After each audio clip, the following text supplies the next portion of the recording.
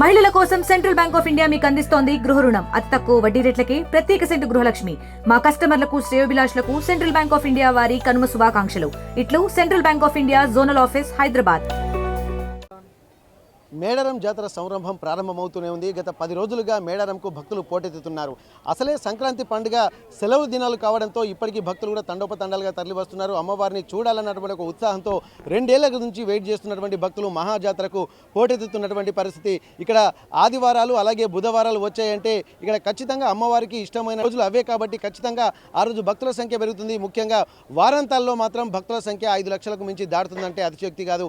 ఇప్పటికీ ఇంకా 15 రోజుల జాతర ఉంటుందనంగా కూడా భక్తులు మాత్రం ఇక్కడ స్నానఘట్టాల వద్ద కూడా ఒక బారులు తీరుతున్నటువంటి పరిస్థితి ప్రస్తుతం మనం చూస్తున్నాము.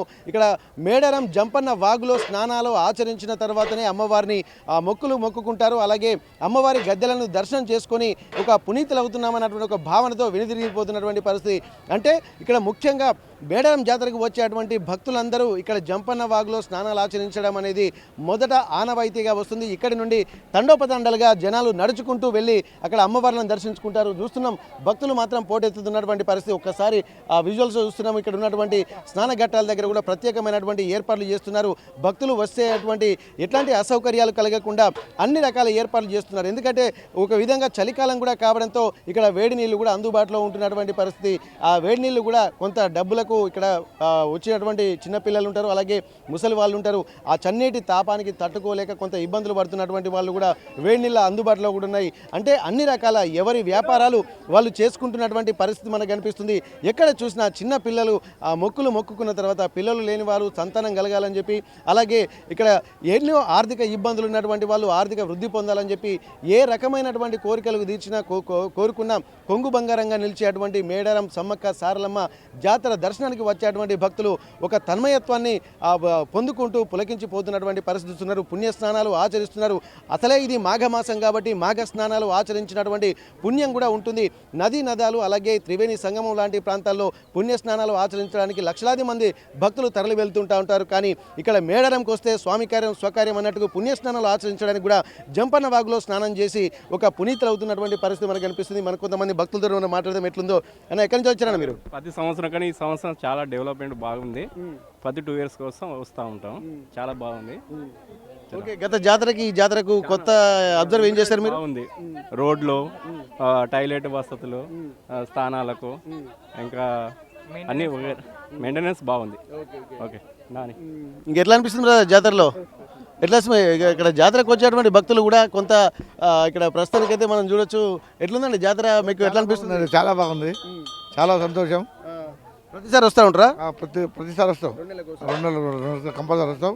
చాలా అంటే చాలా బాగుంది. ఈసారి కూడా చాలా బాగా చేసేది ఏర్పాట్లు, ఇంకా చేసేది ఉన్నది, ఇంకా చేస్తూ ఉంటారు. ఓకే, ఇక్కడ చిన్నపిల్లలు కూడా కుటుంబ సభ్యులతో కూడా వస్తున్నటువంటి పరిస్థితి. ఒక్కసారి మనం చూద్దాం, జాతరకు వచ్చేటువంటి పిల్లలతో మనం మాట్లాడదాం. ఎట్లుందా మా జాతరను చూస్తుంటే ఏమనిపిస్తుంది మీకు? చాలా బాగుంది ఈసారి. మీరు వచ్చారు ఇంతకుముందు జాతరకి? ప్రతి రెగ్యులర్గా వస్తూనే ఉంటాం ప్రతిసారి. ఎవరెవరు వస్తుంటారు? మా ఫ్యామిలీ మేమందరం వస్తూ ఉంటాం. ఓకే, ఈసారి జాతర కొత్తగా మీకు ఏం కనిపిస్తుంది? అంతా మంచిగా పెయింటింగ్స్ వేసి చాలా చాలా డెవలప్ చేశారు. ఈసారి చాలా ఆనందంగా ఉంది. ఓకే ఓకే, ఇక్కడ జంపన్న వాగులో స్నానాలు చేసినటువంటి భక్తులు ఇక్కడ ఉన్నటువంటి అమ్మవారిని కూడా దర్శించుకుంటూ ఉంటారు, మొక్కులు మొక్కుతూ ఉంటారు. ఇక్కడ ఒక మంచి వాతావరణం అయితే స్నానాలు చేసినటువంటి వాళ్ళందరూ ఇక్కడికి వచ్చి ఆ పసుపు బండారిని కూడా ఇక్కడ ధరించి ఇక్కడ మొక్కులు మొక్కుకుంటూ వెళ్తున్నటువంటి ఆ విజువల్స్ మనం చూస్తున్నాము. ఏంటంటే వనంలోకి వచ్చేటువంటి ఆ జాతర అంటే వనదేవతలను దర్శించుకోవడమే ఒక ప్రత్యేకమైనటువంటి ఇక్కడ జాతరగా ఇక్కడ మనం చెప్పుకోవచ్చు. ఎంతోమంది భక్తులు మాత్రం తమ ఉత్సాహపూరితమైనటువంటి వాతావరణాన్ని అంతా ఇక్కడే గడుపుతారనలో ఎలాంటి సందేహం లేదు. అన్ని వర్గాల వారు ఒకప్పుడు అందుబాటులో ఉన్నటువంటి వాళ్ళు మేడారం మొదటి జాతరకు పోతే బాగుంటుందని చెప్పి ఒక కలగా ఉండేది. కానీ ఇప్పుడు పెరుగుతున్నటువంటి ప్రయాణ సౌకర్యాలు, రవాణా మార్గాలు, అలాగే ఫెసిలిటీస్ కూడా పెరుగుతుండడంతో భక్తులు మాత్రం ఎక్కువ సంఖ్యలో వస్తున్నటువంటి పరిస్థితి మనకు కనిపిస్తుంది. ఒకప్పుడు అడవిలో వచ్చేటువంటి భక్తుల సంఖ్య కొద్దిగానే ఉండేది, కానీ ఇప్పుడు అది లక్షలు దాటి కోట్లలోకి వెళ్తున్నటువంటి నేపథ్యంలో ముఖ్యంగా అన్ని వర్గాల వారు యువకులు కూడా వస్తున్నారు. వారు ఎక్కడి నుంచి వచ్చారో ఒకసారి మనం కనుక్కుందాం. చాలామంది భక్తులు ఎక్కడి నుంచి వచ్చారండి మీరు? హైదరాబాద్ నుండి. ఓకే ఓకే ఇప్పుడు మరి అంతా యూత్ కదా మీరంతా అందరూ గోవాకి అటు ఇటు వెళ్ళాల్సిన సమయం కదా మరి మీరు ఎందుకు మేడారం జాతరకు వచ్చిండ్రు 2 years ఒకసారి వస్తాయి కదా అందుకే వచ్చినాం. ఓకే ఓకే మరి ఎట్లా అనిపిస్తుంది దర్శనం చేసుకున్నారా ఇప్పుడే వస్తున్నారా ఇప్పుడే వెళ్తున్నాం. ఓకే ఓకే ఈసారి జాతర మేడారం జాతర గురించి మీరు ఏం విన్నారు ఇక్కడ కొత్తగా ఏమైనా ఏర్పాట్ల గురించి కానీ ఏమైనా విన్నారా అదే ఇప్పుడు కొత్తగా గుడిలు కట్టారు కదా దాని గురించి. ఓకే ఓకే మీకు ఎట్లా అనిపిస్తుంది brother? మంచిగా అనిపిస్తుంది. సార్ ఈసారి ఫస్ట్ టైమా ఓకే ఇప్పుడు ఇక్కడ చూస్తుంటే అంటే వసతి సౌకర్యాలు ఇక్కడ స్నాన ఘట్టాలు ఈ వాతావరణము చూస్తుంటే ఎట్లా అనిపిస్తుంది చాలా ఆనందంగా అనిపిస్తుంది.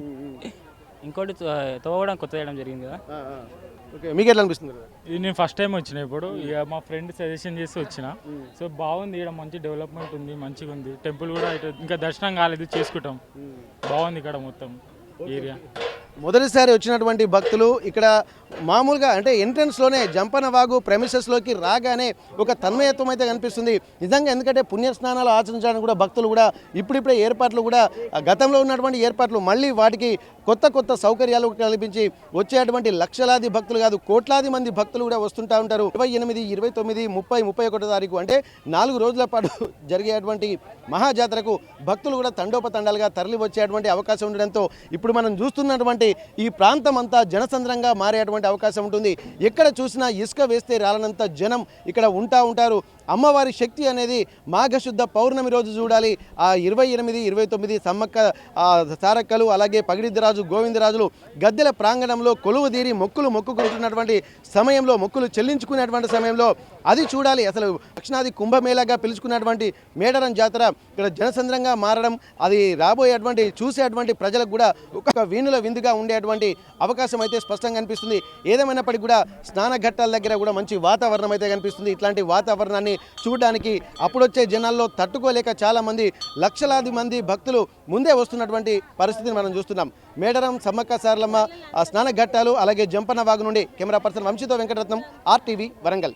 Local to global news at your finger tips. మీ చేతిలో ఒక ఆయుధం. Download Raw TV app. Media legend Ravi Prakash is back.